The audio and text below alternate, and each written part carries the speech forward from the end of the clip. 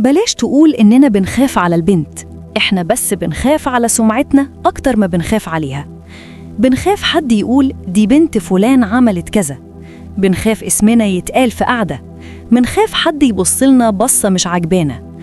الولد لو رجع الساعة 3 الفجر نقول عادي يا عم شباب، لو صاحب واحدة عادي ما هو راجل، لو سهر وشرب وعمل دوشة بكرة يعل، لو غلط غلطة كبيرة نقول الشلة بوظته، الظروف لعبت بيه، الدنيا لخبطته.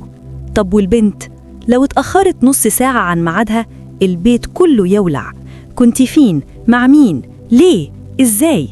لو لبست حاجة مش على مزاجنا يبقى في خناقة، لو ضحكت بصوت عالي قدام حد تبقى قليلة الأدب، لو قالت رأيها تبقى بجحة، لو حبت حد تبقى جابت لنا العار.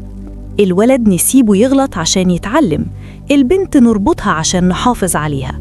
طب نحافظ عليها من إيه؟ من الغلط ولا من الفضايح؟ إحنا بنقول بنصونها، بس الحقيقة إننا بنصون شكلنا، مش عايزين حد يقول فشلوا في تربيتها. طب حد سأل نفسه هي مرتاحة؟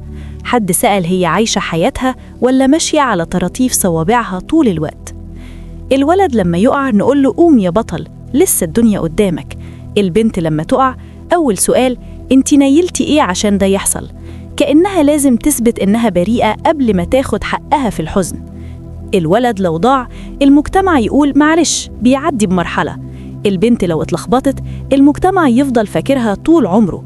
هو الغلط عنده تجربة وعندها وصمة عار. وبعد ده كله نقعد نرغي ونقول تربية مين أصعب، ومش واخدين بالنا إننا مريحين واحد وضغطين على التانية، وكمان سايبين ولد من غير حدود وخانقين بنت من غير سبب. الموضوع مش ولد ولا بنت، الموضوع إننا بنقيس الغلط بمكيالين، بنشوف حجم الغلط بس على حسب هو مين اللي عمله. قولي بقى بصراحة، إحنا بنربي بني أدمين ولا بنربي ولد يعمل اللي هو عايزه وبنت طول الوقت خايفة تتنفس؟